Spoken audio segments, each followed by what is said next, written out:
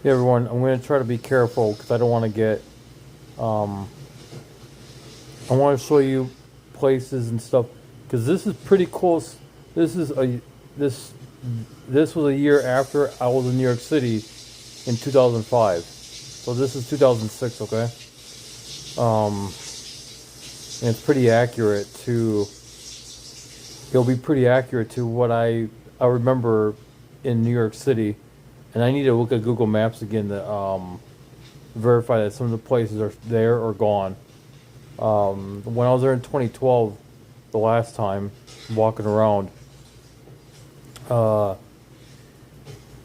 I didn't really get to see too many places that I had visited or been to in 2005. So I need to, um, yeah.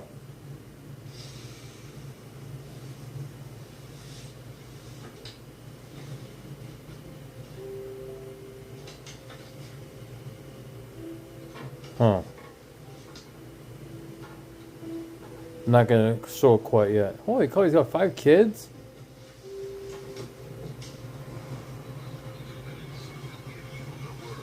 Good morning. 64 degrees. It is Tuesday, and here's what's happening. It's primary day, and the polls are officially open in New York City. Voters will be deciding among 250 candidates for mayor, city council. The GW Bridge. A guy named Alex talked about it. He would take that to get into Manhattan. So yeah, hopefully he'll see his video when he can.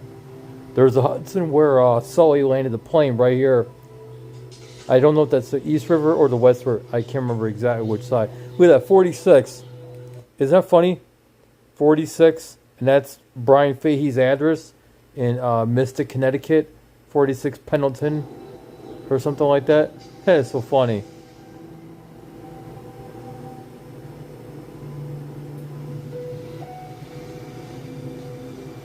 I'm gonna end up pausing a lot of the. Oh, there's a Ford van. I never would have recognized it before. I've driven on that bridge. I've driven on both. I've driven on both. There's the LIRR. I've been down there too. I think I've driven that. Yep, Canal Street's right near there. That might be Canal actually. Actually, I think that is Canal Street. Holy shit! It hasn't changed much over these years, over the last 20 years. Oh, that's fucking awesome.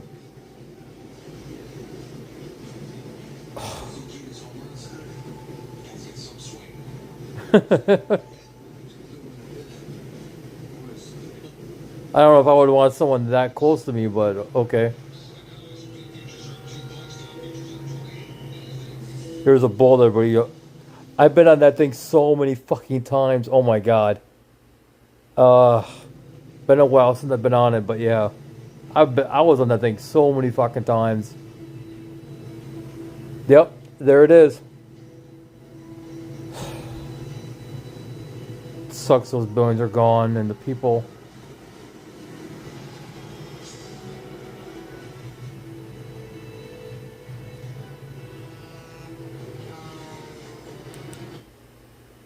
I'm gonna have to because there was a song that was oh crap, because there was a song that was being played during this portion here, so I have to be careful.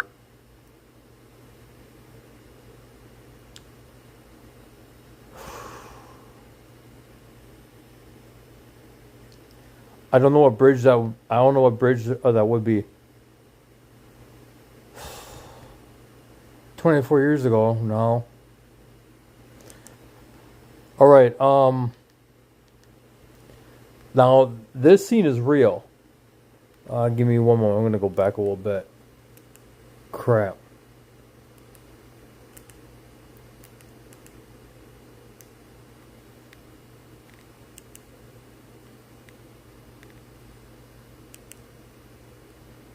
All right, I gotta be careful here.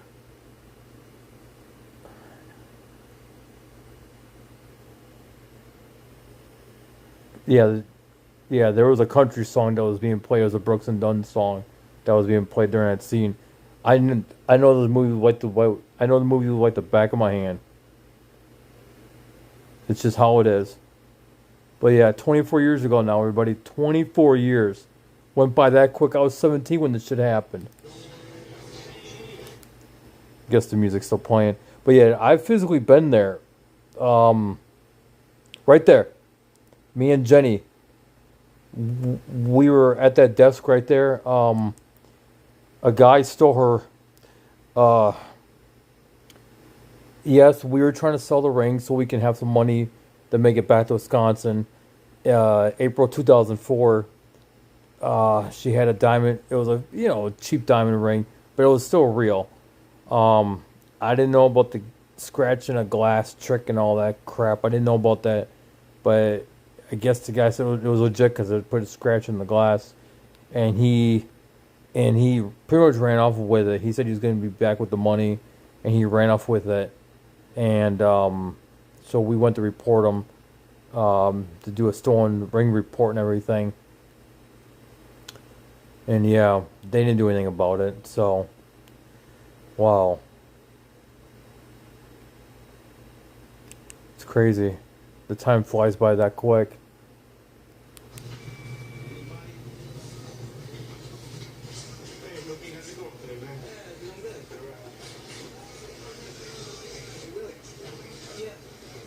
Shorts, they were sharp, man. Oh, yeah? Yeah. For a bunch of time. Yeah. Did they make them for men, too?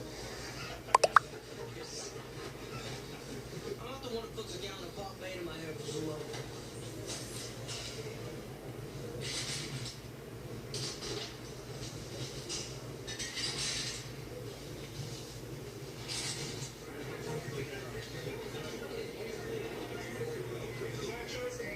Damn.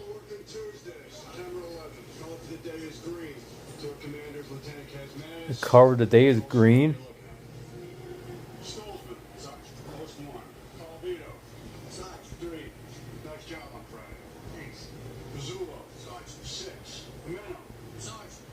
A lot of them always play. A lot of these actors from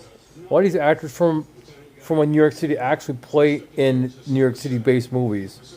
Really strange, right?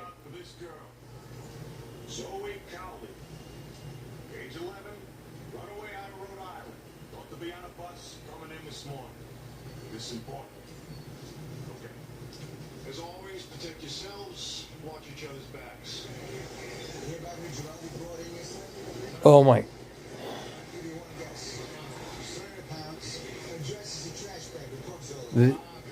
That all bond pain. I used to get free stuff from there all the time. That specific one.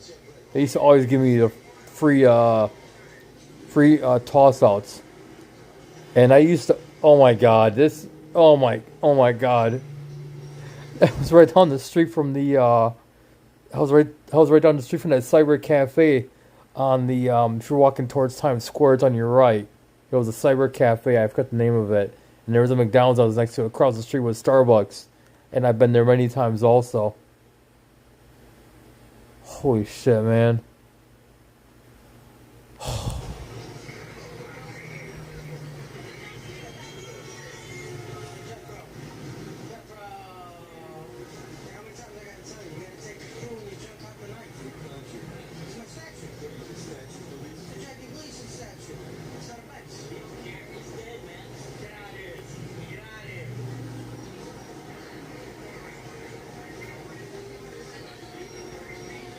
Yeah, yeah, that whole area was under construction in 2005, all the way from the Port Authority all the way down to Penn Station. It was all under construction, a lot of that stuff.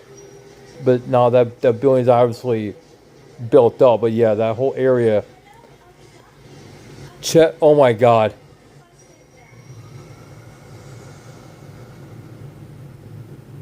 Yep, right there. The Starbucks was right there. At that Lowe's.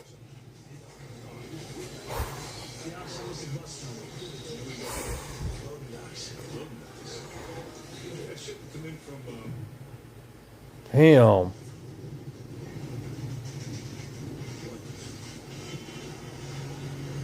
Yep.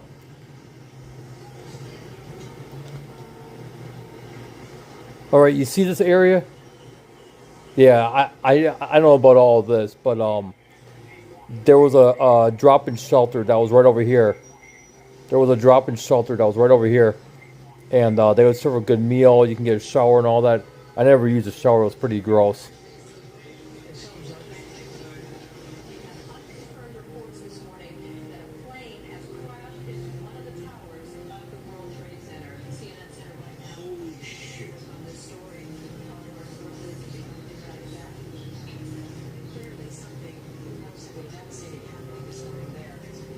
So the day that this happened, I was 17 years old. I was locked up in the Allegheny County Jail in Appleton, Wisconsin. The entire country went on lockdown, as you guys know, if you didn't know. Um, so I was supposed to be released from jail that very day and go to shelter care down in Neenah, and then go from there. Whichever happened. It was, I think I was in there additional two or three more days, and then I got released to shelter care. Um, but yeah, a lot of us in jail were stuck to we were locked in our cells. They literally locked us in our fucking cells for a little more than a day or two. But they left the TVs on and MSNBC and all that. So a lot of us were stuck to our little tiny windows about 5 inches wide and like 3 feet tall. And we were just stuck to those windows. We were looking at the TV in just dead silence except for the TV. Nobody spoke a word for hours. Like, seriously, it was that much of a shocker.